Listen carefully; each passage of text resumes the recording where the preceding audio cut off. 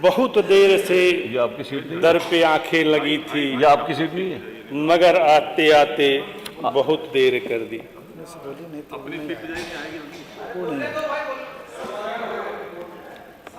Ma'am sorry, आ गया मान्यवर, आपने 2023-24 के बजट अनुमानों पर जो हमें अपने विचार रखने का अवसर प्रदान किया, उसके लिए मैं आपको दिल की गहराइयों से धन्यवाद ज्ञापित करता हूँ। मान्यवर, सगड़ी आजमगढ़ की जनता ने अपना आशीर्वाद देकर मुझे सदन में पहली बार सदस्य बनने का जो सौभाग्य दिया है, अतः इस सदन के माध्यम से मैं सगड़ी की जनता को धन्यवाद देना चाहता हूं, जिन्होंने आज़ादी के बाद सगड़ी में हुए सारे चुनावों के रिकॉर्ड को ध्वस्त करते हुए सर्वाधिक मतों से ही नहीं अपितु सर्वाधिक अंतर से जीत दिलाकर भेजा है। मान्यवर, ये हमारा नैतिक कर्तव्य भी बनता है कि जिन्होंने हमें भेजा है उनकी समस्याओं को मैं यहाँ उद्धृत करूं। मान्यवर, हमारे विधानसभा में रौना पार चांदपट्टी बिलरियागंज जो रोड है वो इतना छत बिछत है कि उसके लिए हम लोगों ने कई बार शासन को अवगत कराया, एस्टीमेट भी आया, लेकिन अभी तक उसका निर्माण नहीं हो पाया।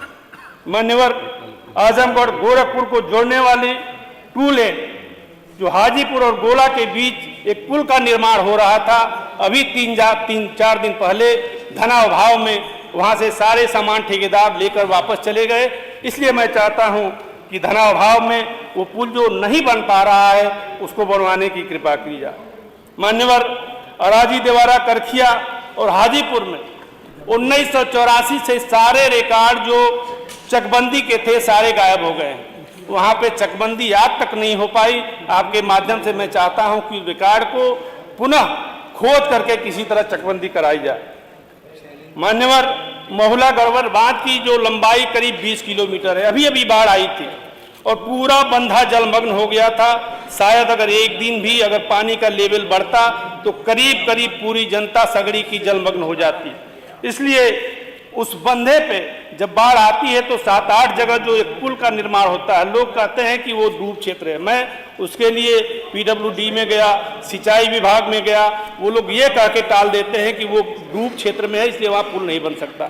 मान्यवर, जब नदी में पुल बन सकता है, वहाँ से जो 2 लेन की या 4 लेन की रोड जा रही है उस पर पुल बन सकता है, तो वहाँ पुल क्यों नहीं बन सकता।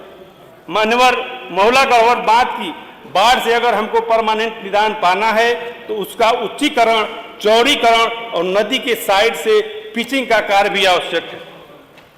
मान्यवर, अभी हमारे ऊर्जा मंत्री जी सामने बैठे हुए हैं, रहने वाले मैं उन्हीं के जिले का हूं, मऊ का रहने वाला हूं।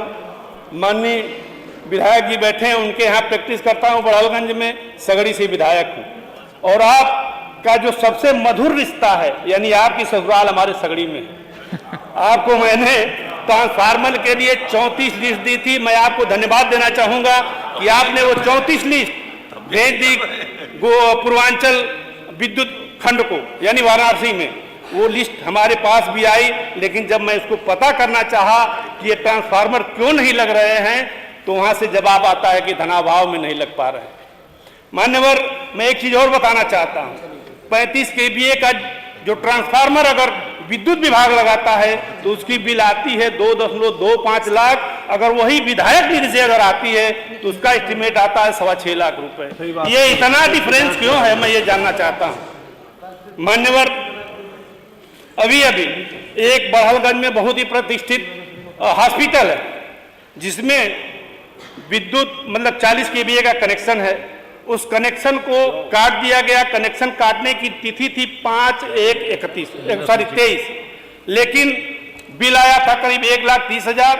1 महीने का भी बकाया नहीं था, 30 थी 25/1/23 को, लेकिन उसका कनेक्शन काट दिया गया 18 तारीख को। इतनी अनियमितताएं क्यों है मान्यवर? अब वो अस्पताल और किसी का नहीं, वो स्वयं मेरा है। अगर हमारे साथ ये घटना हो सकती है तो आम पब्लिक क्या कर सकती है।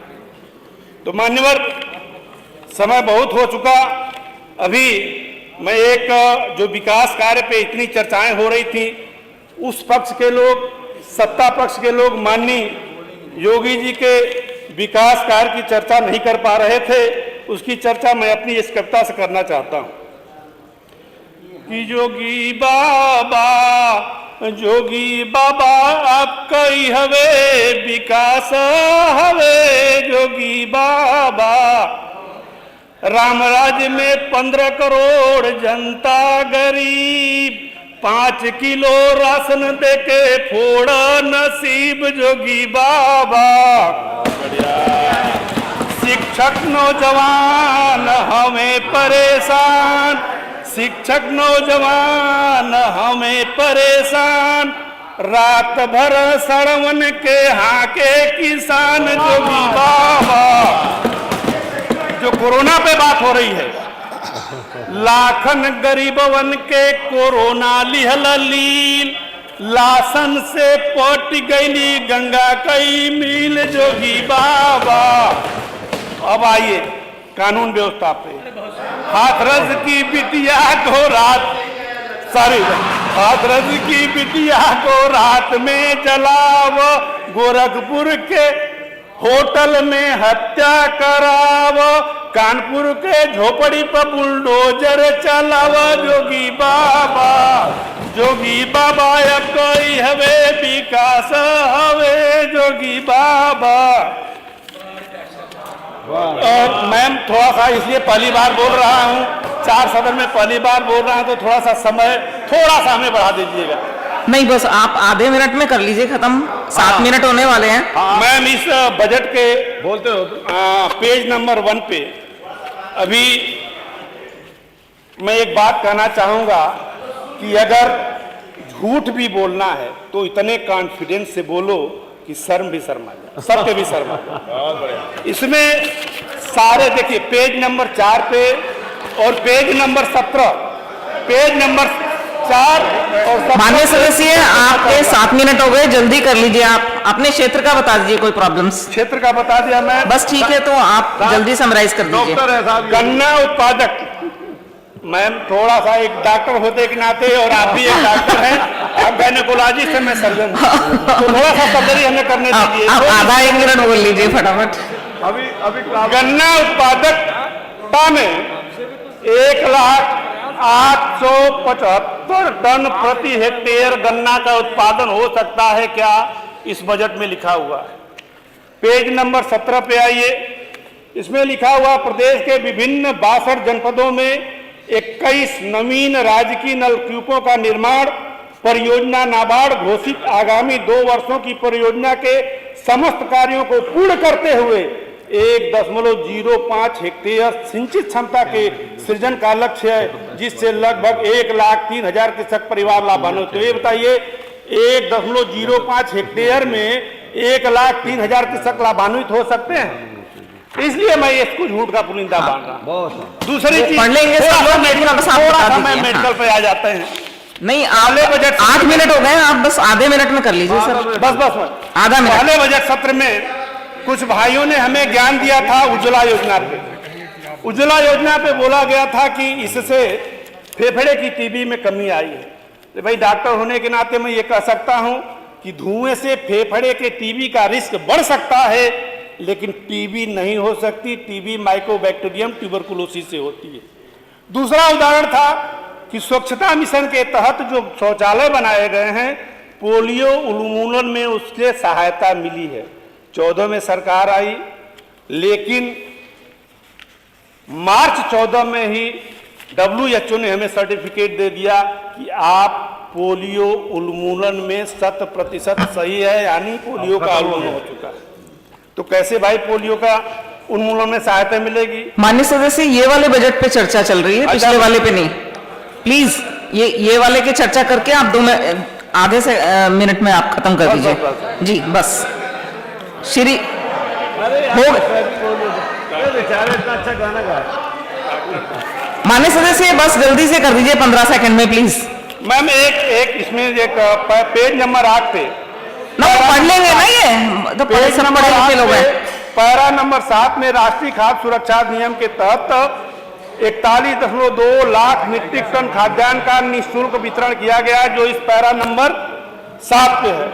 मैडम, 2014 नवंबर 2013 के एक भाषण का मैं उल्लेख करना चाहूंगा, जिसमें हमारे माननीय प्रधानमंत्री जी ने उद्बोधित किया था कि जब उस समय कांग्रेस की सत्ता थी और उसकी योजनाएं चल रही थी, तो एक शब्द कोट किया था, क्या ये अपने मामा के घर से लाए हैं क्या? तो मैं ये जानना चाहता हूं कि क्या ये खाद्यान्न कहां से आया है? अगर ये मुफ्त में दिया जा रहा है तो ये खाद्यान्न कहां से आया है? मैडम, पेज नंबर, माननीय सदस्य, अब आप प्लीज इसको फिनिश कर दीजिए, 10 मिनट हो गए, बहुत सारा समय हो गया। श्री रमेश सिंह जी, पेज नंबर, बस last Ramesh Singh ji, page number 13 पे पैरा नंबर 5 पे लिखा हुआ है, पूरे उत्तर प्रदेश की CSC और PSC पे 15। धन्यवाद खत्म महोदय। रमेश सिंह जी, बहुत बहुत धन्यवाद अधिष्ठाता महोदय कि आपने मुझे 2023-24